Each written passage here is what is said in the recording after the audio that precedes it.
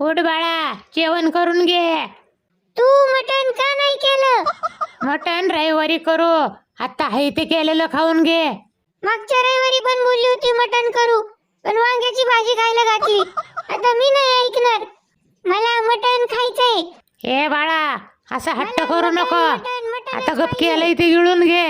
तुझा बाप आला की सांग त्याला मटण आणायला. मला मटण पाहिजे म्हणजे पाहिजे, मी त्याच्याशिवाय जेवणारच नाही.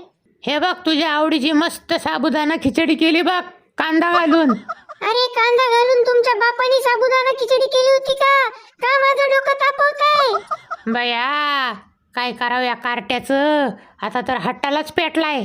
आईला कुठल्या मुहूर्तावर जन्माला आले काय माहितीये गाबडं. हाताखालनंच काढायला पाहिजेत असली. हा, आधी नको एवढे लाड करून डोक्यावर बसून ठेवायची आणि नंतर डोक्याला हात लावून बसायचं.